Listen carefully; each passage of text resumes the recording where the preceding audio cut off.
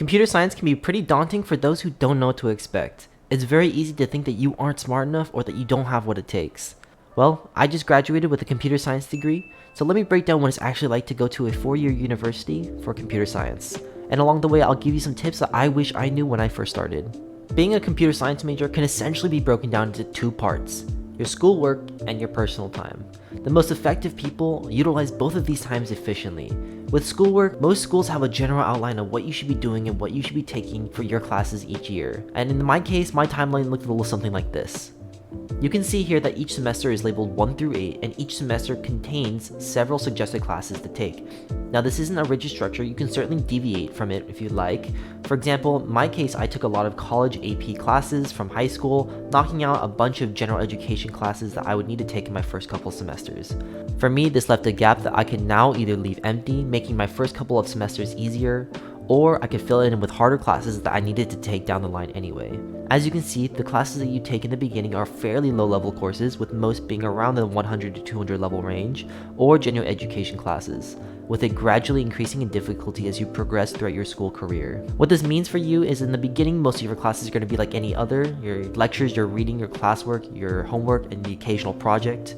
They will look and feel like any other class, maybe with more of a computer science theme.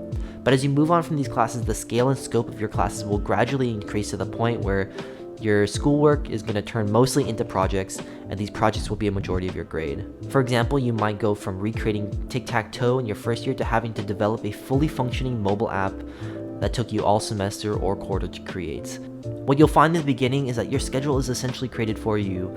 Your class assigns this homework weekly, or it assigns this lab that you need to do every single week. It's very easy to set aside the time to do a lot of small tasks on a regular basis. What isn't so easy is planning for a huge project that takes all of semester to create. The goal of any good institution is to prepare you for the real world, and in the real world, companies often assign big projects that take months to finish. During your time as a computer science student, one of your goals should be to get good at managing your time, especially for these larger projects. Speaking of time management, another one of your goals as a student should be to become as efficient as possible in learning new skills and concepts. Speaking of time management, another one of your goals as a student should be to become as efficient as possible in learning new skills and concepts. The computer science industry as a whole is one that is constantly evolving, meaning that there's always something new to be learned. What is relevant and useful one year might completely change the next, and you should be ready for that. A good example of this is JavaScript frameworks, with there always being a new king of JavaScript every few years. Right now it's React. It could also be Angular or Vue depending on who you ask, but in a few years from now, all three of those might completely be gone for a new JavaScript framework. What I'm trying to say is that there's a lot of things to be learned and not enough time to learn them, so spending a little bit of time on learning how to learn is actually a very valuable use of your time. Ideally, you should be enhancing your learning at school by learning on the side as well. The reality is that if you don't do anything to make yourself stand out among all the other computer science students out there, then it's going to be that much harder for you to land an internship or a job in the future. My suggestion is to actually pick up some side projects. This could be anything, including building your own portfolio website, automating a monotonous daily chore, or developing a mobile application. These are a couple of fun ways to learn some useful skills that are also creatively stimulating, and honestly, the best computer science students all have a handful of these in their portfolio. Through your schoolwork, you'll be exposed to a lot of different facets of computer science. You don't have to have an end goal right away, right as you start out. Instead, take the time to sample what you are doing and whether or not you like it. You may think that software engineering is what you want to do in the future, but come to find out that you really like UX UI design, or vice versa. Really, there's no better way to test out what you like and what you enjoy doing than getting hands-on experience in a class or a project. When it comes to picking out an elective, don't only take classes that are easy or in the field that you think that you want to go into after college, because it very well might turn out that you don't want to do that after taking a couple classes. When people think about studying computer science, many of them often think about the math it takes to learn it. And for good reason too. Math is something that is very present in all facets of computer science. By their very nature, computers, well, compute. And without math, they cease to function. So to be the best programmer possible, you need to understand math. If you're someone who hates math, I wouldn't quite rule out computer science entirely, but just know that throughout your supposed education, you would be taking a lot of math and applied math classes. Being good at math is not a God-given talent, it's something that comes with study and practice. Conversely, if you're someone who really likes math, computer science or data science might be perfect for you. Now for the other category, personal time. Personal time is anything you do outside of your mandatory lectures, labs, homework, etc. If you're anything like me, you'll actually have quite a lot of free time left over. All too often, I see people not utilizing their personal time effectively by gaming, watching Netflix, or doing nothing at all. And let me be the first to admit that I totally do those things, especially during college. Burnout is real, and an easy way to relax and not worry about your responsibilities is to slink away and fill it with mindless consumerism. As I alluded to earlier, any time wasted is allowing your competition to get ahead of you, making you less and less likely to land that job or position in the future. So if you need to take a break, definitely take a break, but don't forget to be productive as well. As with any STEM major, you can expect there to be a decent amount of studying.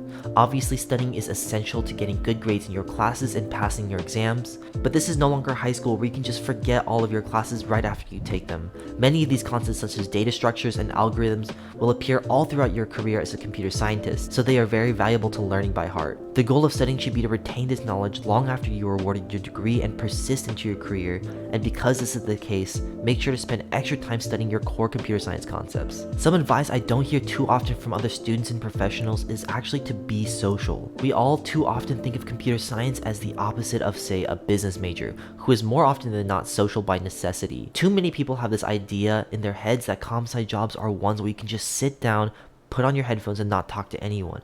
And while that might be true for some specific positions in the field, the vast majority of jobs would greatly benefit from you having put yourself out there. What I'm trying to say is that networking can be your best friend. I personally know so many people who landed their first job or internship simply because they were good friends with the right people. As a computer science major, you will know plenty of people who just attend classes, do what they need to get done, and then go straight home after. Don't be this person. Stay after your classes, join a club, go to office hours, and be social. Connections are everything in this industry, and so many people want to network but can't. So if you have the opportunity to meet new people, absolutely do so.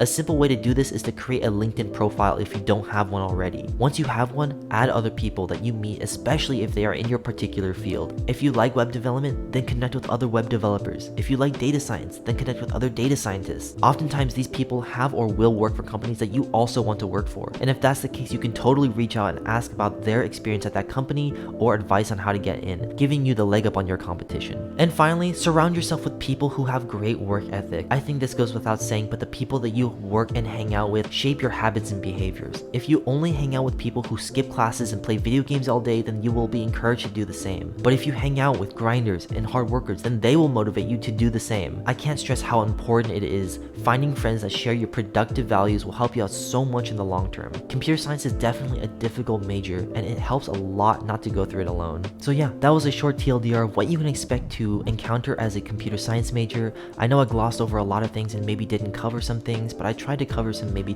unknown topics and some stuff that people don't talk about very often. I'm new to this whole YouTube thing, so if you learned anything, please be sure to let me know by liking the video down below. And yeah, thank you guys so much for watching again.